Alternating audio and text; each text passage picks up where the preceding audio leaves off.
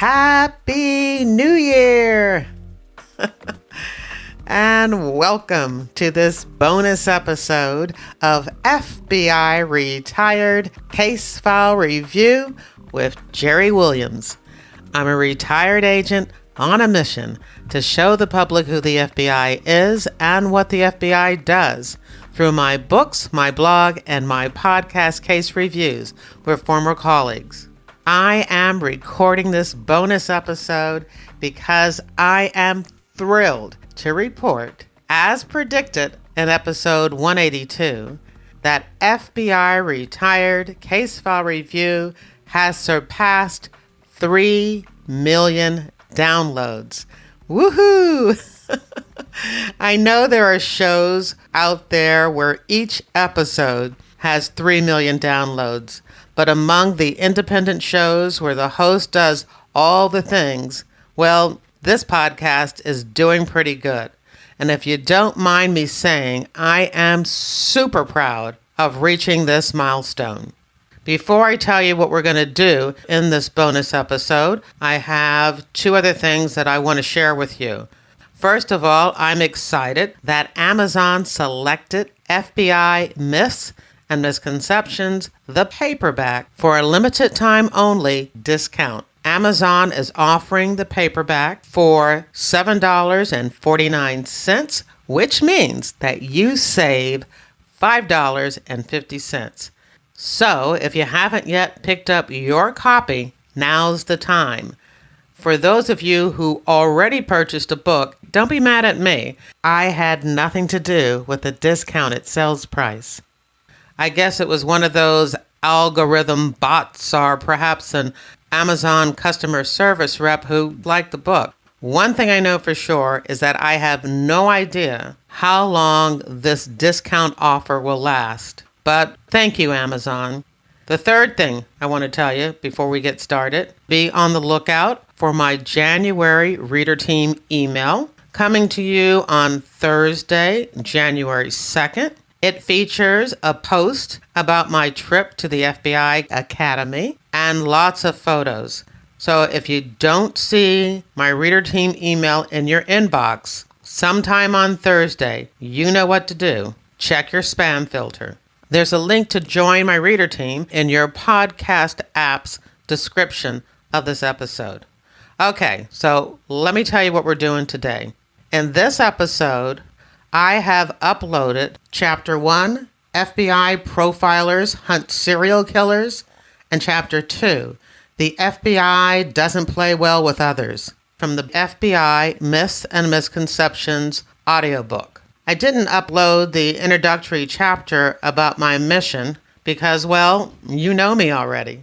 But I do want to tell you about my film and fiction review and rating system. Basically, I watch a TV show or movie featuring FBI characters and let you know whether the show made me want to take off my shoe and throw it at the screen. I want FBI Myths and Misconceptions, a manual for armchair detectives, to become the book to learn about the FBI. There's a link to the book page on my website and your podcast app's description of this episode. Yep, there's a link for that too. By the way, my son and I are busy working on a FBI search word and activity book, which will provide a fun and relaxing way for you to be amazed at how much you've learned about the FBI from listening to the show. One more call to action. If you are a retired agent who has a dusty PowerPoint presentation about one of your old FBI cases buried away somewhere, rip open all of those boxes and drawers and pull out that file, blow off all the cobwebs, and contact me. I'm always looking for great cases to review. 2020 will be an amazing year. Besides the puzzle book, I'll be publishing Spoiled Sport, the 3rd novel in my Kerry Wheeler FBI Philadelphia Corruption Squad series, and I'm about 99% sure that my husband and I will be relocating to Raleigh, North Carolina in the late spring. We're moving down to help my daughter and son-in-law with my grandson and the new baby due in June. I hope your year will be amazing too. Thank you for the support. Now here's the show. FBI Myths and Misconceptions, a manual for armchair detectives. Debunking cliches for those who read, watch, and write crime dramas about the FBI or have always wanted to be a special agent. By Jerry Williams. Number 1. FBI profilers hunt serial killers. Serial killers. FBI agents and FBI cases are often used as inspiration for writing fascinating thrillers and crime stories. However, if you were to place these fictional tales into distinct categories based on the more than 200 violations of federal law under the Bureau's jurisdiction, a majority of the books, TV shows, and movies would fall under the category of FBI profilers investigating serial killers. Although serial murders are atypical of most murders, and serial killers usually operate in a general geographic area, the proliferation of books and shows on the topic give the false impression that serial killers are roaming throughout the country one step ahead of the determined profilers hunting them. This is probably one of the most prevalent cliches about the FBI. I blame the public's fascination with serial killers and FBI profilers on best-selling author Thomas Harris. The Silence of the Lambs is unquestionably one of the most popular thrillers about the FBI and serial killers. Jack Crawford, the FBI profiler character featured in Harris's novel, was created after Harris attended classes at the FBI Academy taught by FBI agent John Douglas. Douglas was one of the pioneers of the Behavioral Science Unit, BSU, now known as the Behavioral Analysis Unit, BAU. But The Silence of the Lambs is a blessing as well as a curse. Based on its success, serial killer plots are now a bona fide story genre.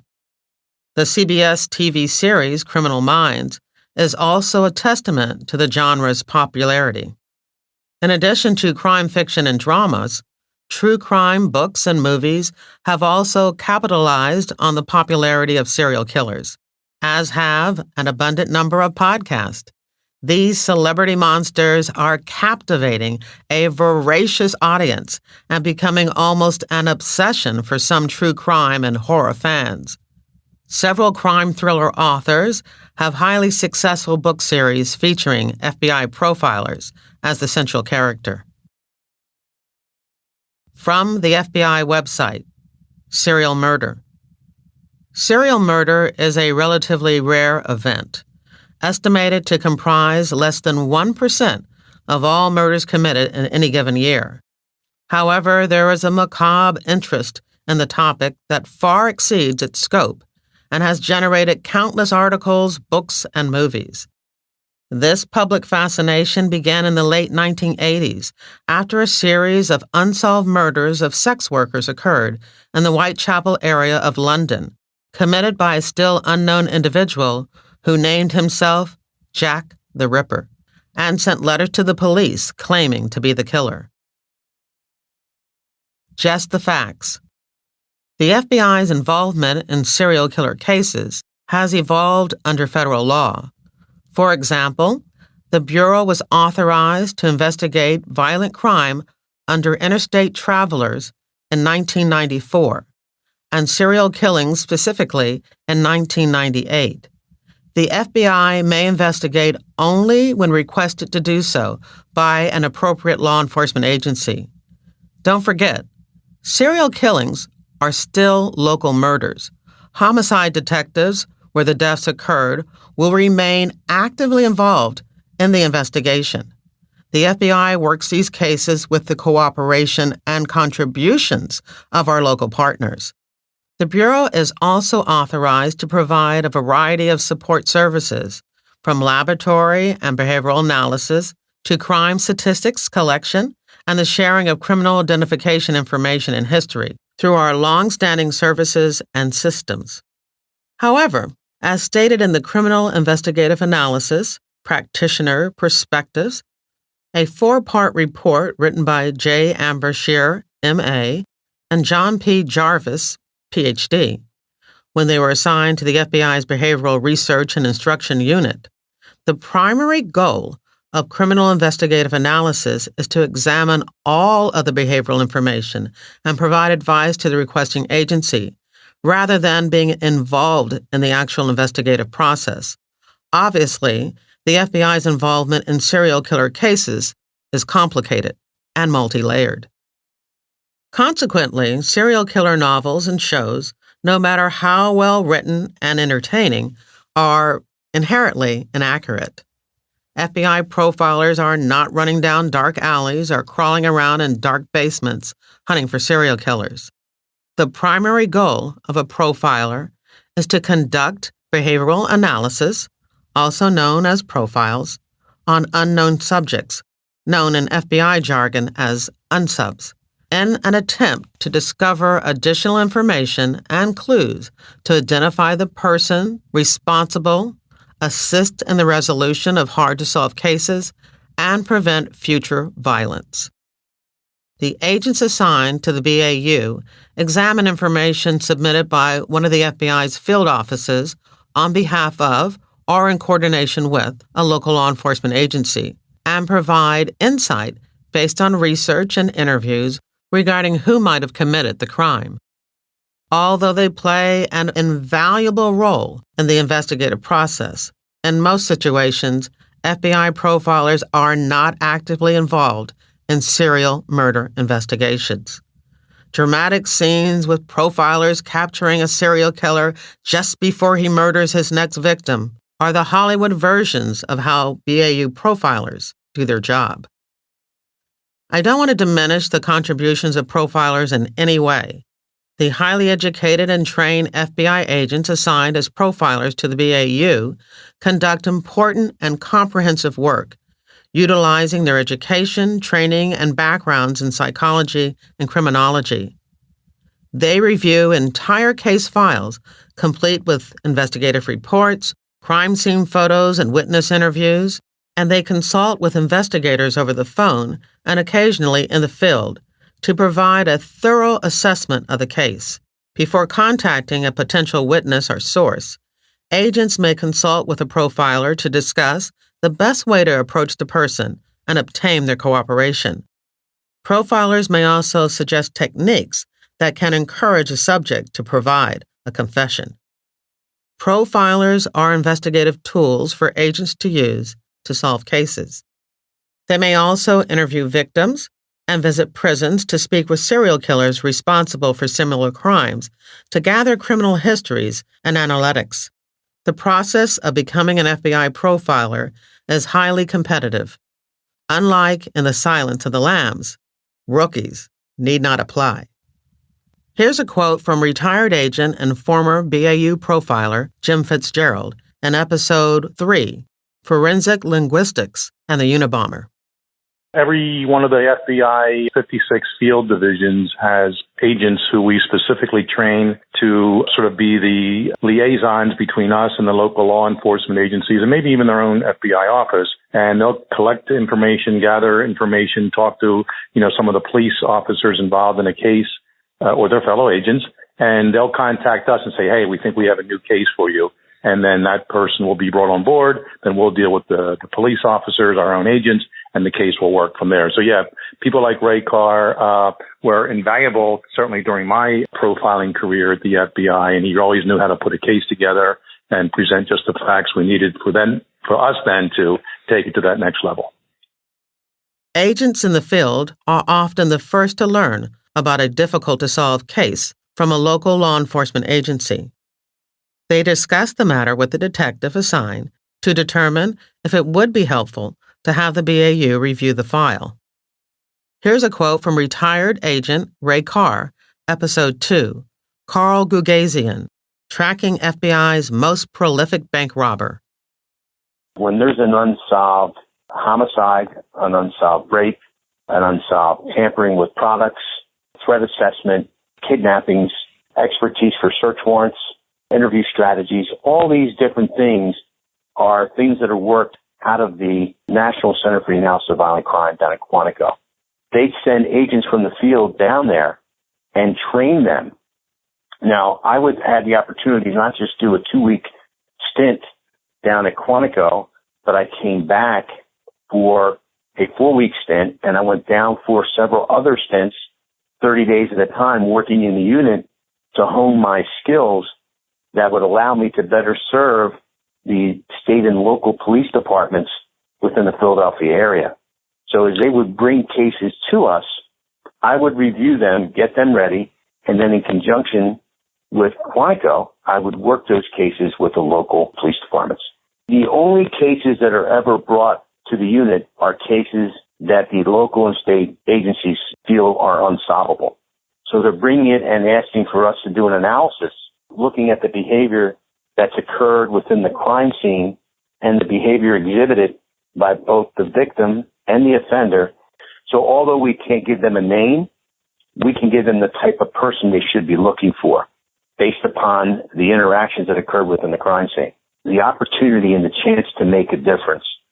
What everybody and all your listeners see on TV, what they watch, we get to live firsthand. It's like having a ticket to the greatest show on earth.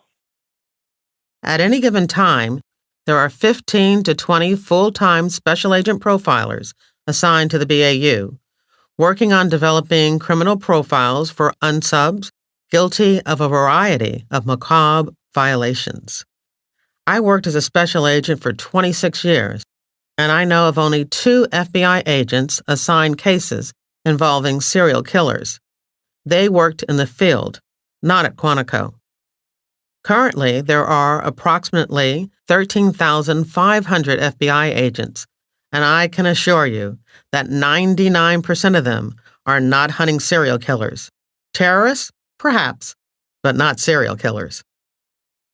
However, there are agents who have had the opportunity to speak with some of the most infamous serial killers. In episode 132, Jeffrey Dahmer, Interrogating Serial Killers, retired agent Dan Kraft talked about interviewing serial killer Jeffrey Dahmer 4 times and explained why he doesn't watch serial killer movies.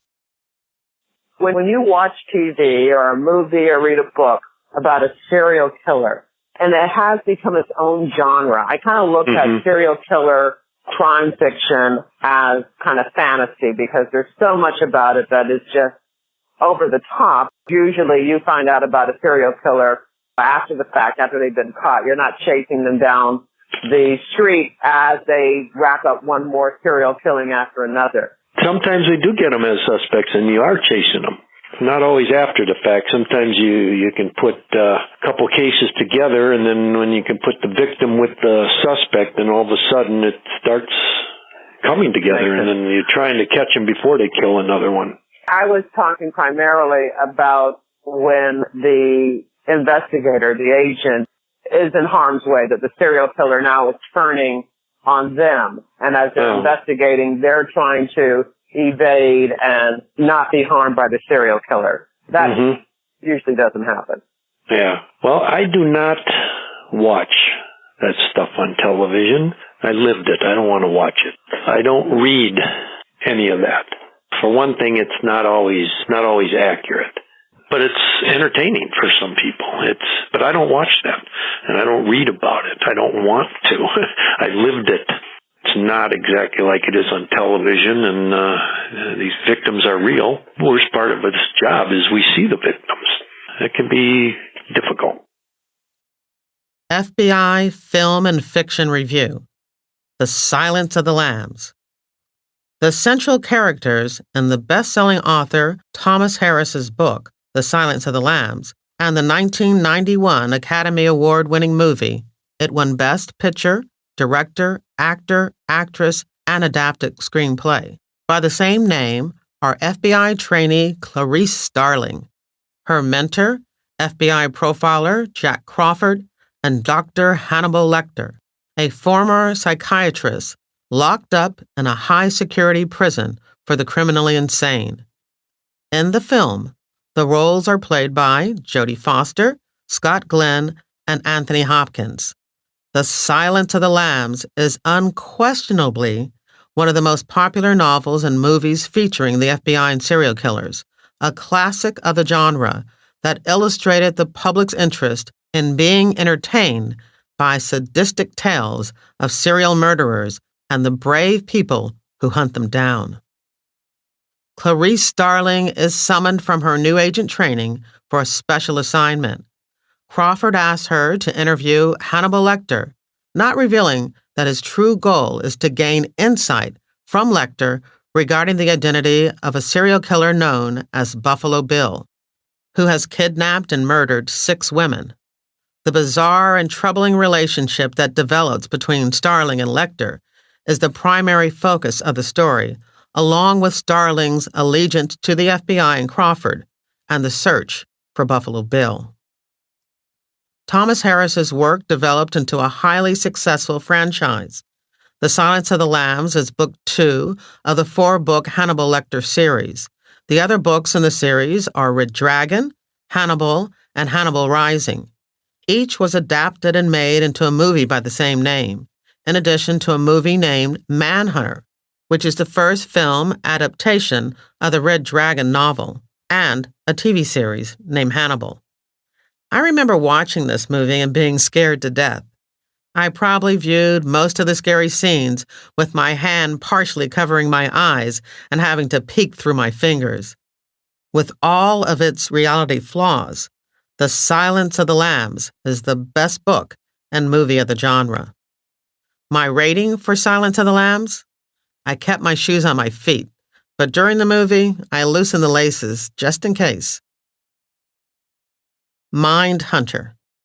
The Netflix series Mindhunter 2017 is a fictionalized version of the true crime book Mindhunter Inside the FBI's Elite Serial Crime Unit by retired agent John Douglas and co-author Mark Alshaker.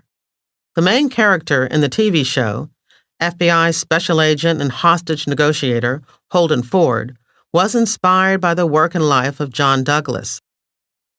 The show takes place in the 1970s, and Agent Ford believes he could enhance his negotiation skills if he could delve into the mindset of the hostage takers, as well as applying this newfound knowledge to unsolved serial murder cases.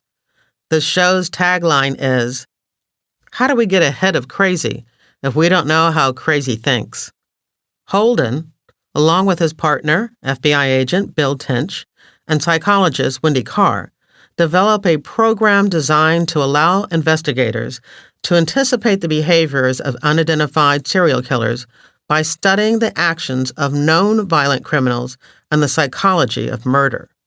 Holden and Tench travel to facilities around the United States to interview incarcerated serial murderers about their crimes and motivations. In the TV show, the conversations the agents have with the serial killers were based on the recorded dialogue from FBI taped interviews with real-life murderers Edmund Kemper III, Monty Rissell, and Richard Speck. The TV series storylines focus on the emotional effects their work has on Holden and Tench's personal life, as well as on their relationships with their FBI bosses. Agent Holden is played by actor Jonathan Groff, Holt McCallany plays Agent Tench, and Anna Trove stars as the consulting psychologist, Wendy Carr. A New York Post article dated October 21, 2017, references John Douglas's reaction after he consulted on the Netflix miniseries. Quote, "They're going by the book, and I'm very pleased. Watching the series is like reliving my life all over again." Unquote. Have you watched Mindhunter yet? In my opinion, it is one of the best TV crime dramas ever made about the FBI. I love the fully developed characters and the fresh way the FBI agents interacted with loved ones and the violent, deviant murderers they visited in prison. My rating for Mindhunter? No footwear was removed during my viewing of this series. All laces stayed tightly bound. Criminal Minds. As of this writing, the popular TV series Criminal Minds, 2005 to 2019, is in its 15th and final season. Here's a description of the show from the CBS website. Quote, Criminal Minds revolves around an elite team of FBI profilers who analyze the country's most twisted criminal minds, anticipating their next moves before they strike again. Unquote. For the most part, each episode features a new predator, an unsub responsible for the latest heinous crime, who the team of profilers must identify, locate, and apprehend. With the support from analysts assigned to the Behavioral Analysis Unit, BAU, the team, often risking their own lives, tracks leads that will help them solve the next case. I never watched an entire episode of Criminal Minds. I'm not really into a weekly dose of serial killers and deviant sociopaths. No judgment, but it's just not the type of show I watch for entertainment. However, lots of viewers disagree with me. As I mentioned before, the series ran for 15 seasons. So what do I know? My rating for Criminal Minds? Has anyone seen my shoe? Number 2. The FBI doesn't play well with others. Law enforcement partners. How many movies have you seen where a local detective or sheriff is working on a case and the FBI shows up, is rude and condescending, and tries to take over the investigation? I'm sure you've watched that scene with a dour-faced and overbearing white male in a suit in movies and cop shows like Die Hard and Law and Order. That is the worst. The storyline has been used for so long that it's self-perpetuating. Based on books and films, some police officers expect the FBI to come in and act that way. In real life, FBI agents meeting local law enforcement for the first time must deal with those stereotypes and the resulting resentment and suspicion before they can deal with the crime they're there to investigate. In those instances, agents must first break down resistance before they can do their jobs. The Bureau doesn't take over cases from local agencies. The FBI has no hierarchical authority over local and state agencies. State and local law enforcement agencies are not subordinate to the FBI.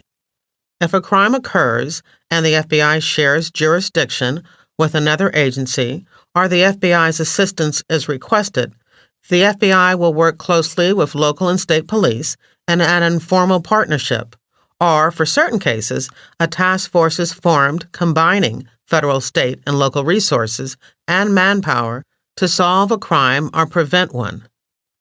In most situations, a Memorandum of Understanding, MOU, is drafted and signed by agency heads to establish responsibilities, financial obligations, and procedures. Here's a quote from retired agent Bobby Chacon, Episode 8, Jamaican Gangs and FBI Dive Teams. This is one that infects our relationships. This is something I battled when I first came in the mid-'80s in the FBI, and working in New York City, you had a lot of old seasoned detectives that, would say, the FBI's here, whatever. And I think that was a vestige of the old days, but certainly in the 30 years since I've been in, it's not the case. But I think writers use it as a weak way to bring conflict into their stories. Every story needs conflict. And so, this is a very weak cliche that writers still rely on to bring in conflict. But some of my best partners that I worked with in my whole career were detectives and was, maintained friendships. And when I was with the dive team, on at least 2 occasions, I can tell you that our dive team went into a high-profile case, made the recovery of the victim, and never told anybody we were there because it was their jurisdiction. We did the recovery. We gave the credit to them. We left town without ever taking credit, without ever anybody knowing we were there. Why do some writers tend to rely on this inaccurate portrayal? I understand it's used in an attempt to add conflict to a story. I'm aware that the number one rule of fiction is that it's not a story until something goes wrong. Yes, every story needs conflict, but writers should innovate that old cliche and create new and unique ideas to bring tension to their police procedurals and thrillers, instead of relying on that stale and false scenario. During my career, I worked primarily economic crime cases, and my subjects were frequently charged with wire and mail fraud. That meant that I often worked with the United States postal inspectors. Some of my best investigative partners were postal inspectors. I maintain those friendships to this day. That's not to say there are never any turf wars where federal agencies fight to maintain lead jurisdiction over certain investigations. The FBI is the United States' primary law enforcement agency, with enforcement of more than 200 categories of federal law. Other federal agencies, such as the Internal Revenue Service, IRS, the Drug Enforcement Agency, DEA, the Postal Inspection Service, USPIS, and the Bureau of Alcohol, Tobacco, Firearms, and Explosives, ATF, are single-mission agencies charged with enforcing specific violations and laws. Where concurrent jurisdiction may exist, the FBI works closely with these other agencies to ensure there is no duplication of effort or complications due to miscommunication. Although most jurisdictional issues can be reasonably resolved with agency heads sitting around a conference room table, that does not mean past disagreements have not resulted in dire consequences for the United States. The FBI and the Central Intelligence Agency, CIA, failing to share vital intelligence and it having an impact on our national security has been documented in numerous books and films as a leading factor in the tragic events that unfolded on 9/11. Those lessons, hopefully, have been learned and resolved. The FBI has embraced the task force concept since the early 1980s, collaborating with other federal, state, and local law enforcement agencies for combating violent crime and drug activity, as well as terrorism threats. Task forces have proven to be an efficient method for agencies to tackle specific crimes and national security concerns together. Violent Gang Safe Streets Task Forces and Joint Terrorism Task Forces, JTTF, throughout the country bring together the resources and manpower of all the agencies combined. FBI agents respect and value the contributions other agencies bring to the table and strive to maintain collaborative relationships with all law enforcement partners. The FBI's relationship with its law enforcement counterparts has been built on years of mutual respect and collaboration. In Episode 7, Tracking Top 10 Fugitives, retired agent Jeff Covington spoke about working in the early to mid-1990s on the Philadelphia Division Fugitive Task Force with local and state law enforcement partners. There was a need for the FBI to team up with some of our local partners to try to put a dent in the exploding amount of violent crime. Our new SAC, Bob Ryder, brought that program in. We partnered up with Major Crimes in Philadelphia with a court warrant unit from the Court of Common Pleas, the Pennsylvania State Police. We all signed memorandums of understanding. Each one of those guys was sworn in as a special United States Marshal so they could have all the powers that the FBI partners. We teamed up in about 8 teams, and they could go anywhere we went to. If we went over to Jersey, they could go. If we went down to Delaware, if we went to Baltimore, that special designation, special United States Marshal, allowed them to carry their guns and have the same powers that their FBI partners had. It's good in a lot of ways, again, debunking that myth that we can't work with other people. Also, they had resources. They had warrants that they supplied us with. They had sources. They had other local influence that we needed. Even though the FBI is big and powerful, we can't do everything. 99% of our warrants actually came from those units, State Police, Court Warrant Unit, and the Major Crimes. Also, these guys know the turf.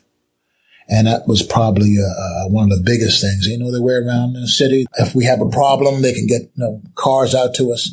And it also fostered a real good sense, not only with us, but in the public, that law enforcement can work together. There were 50,000 unserved violent crime warrants at one point on the books, and there was nobody looking for these guys. They didn't have the manpower.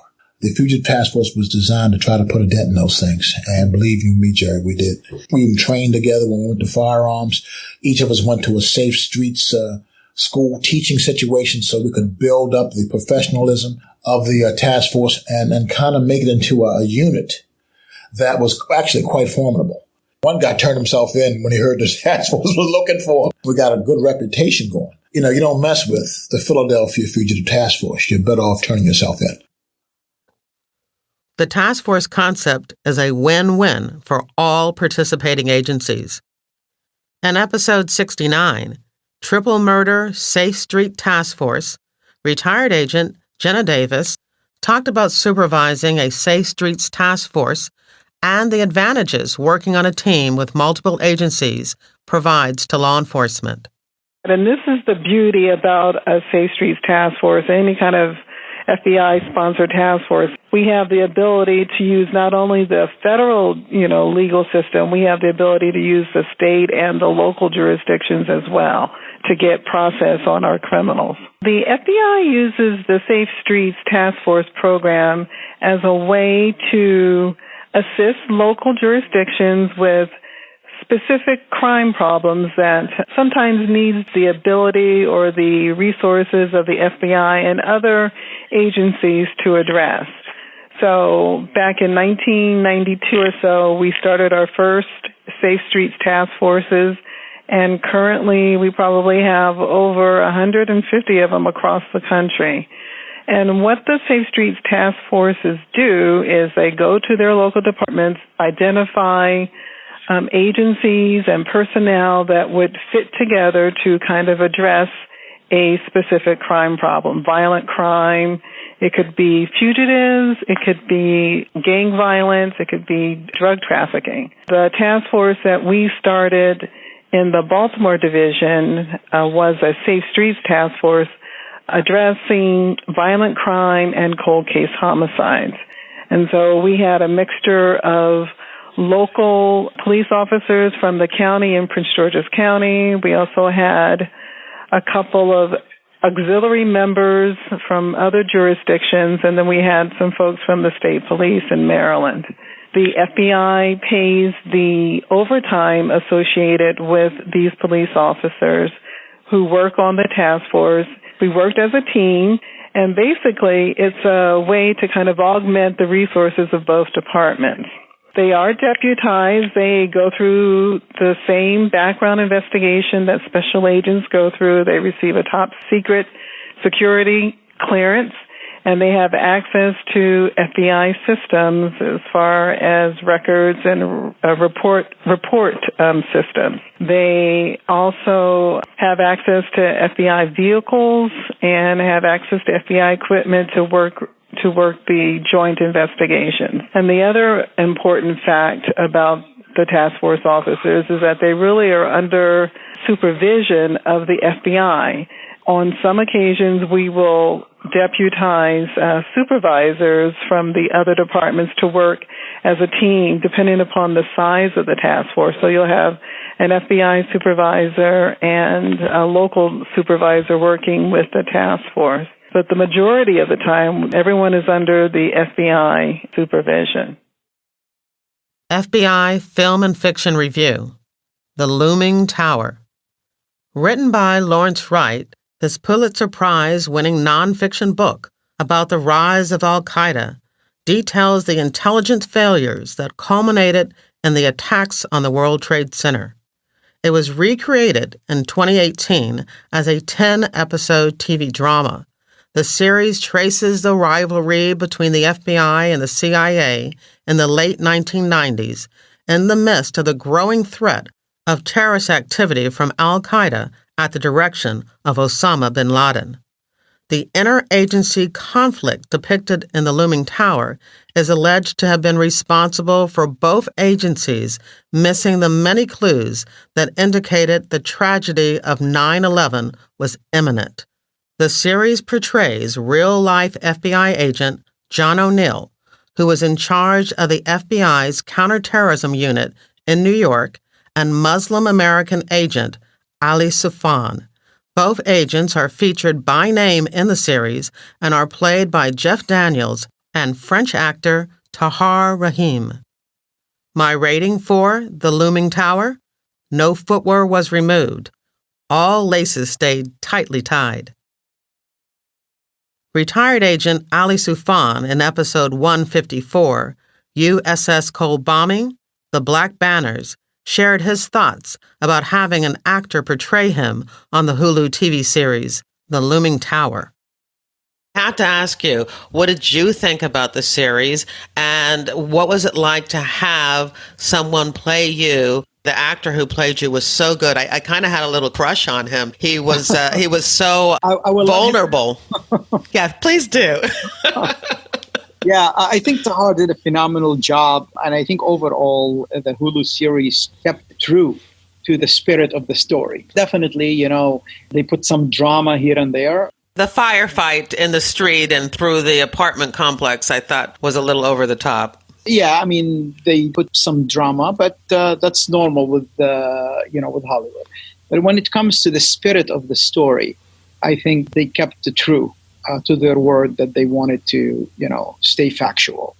I think it's always weird for me to watch it because as a person who lived through a lot of these kind of things, know many of these characters, I kind of would like to, in our mind, especially as FBI agents, we kind of have only the facts, right? So we don't have place for the drama. We don't have place for exaggerations. We don't have place for any of these kind of things. So every time I see it, it's kind of like you see that the graph is going, crazy up and down. Like, no, that's not exactly what happened. I'm the worst person to watch the series with. But overall, I think I agree with you. They did a good job.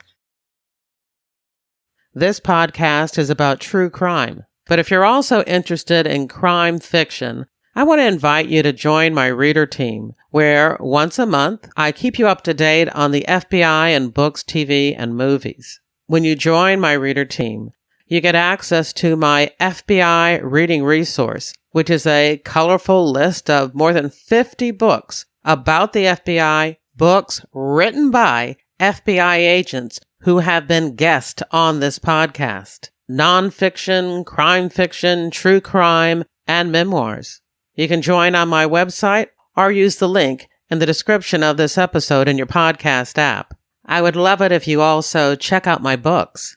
My nonfiction, FBI Myths and Misconceptions, a manual for armchair detectives, which goes through 20 cliches and misconceptions about the FBI in books, TV, and movies. And there's also my Philadelphia FBI Corruption Squad crime series. All of my books are available wherever books are sold. Thank you for listening to the very end, and I hope you come back again for another episode of FBI Retired Case File Review with Jerry Williams. Thank you.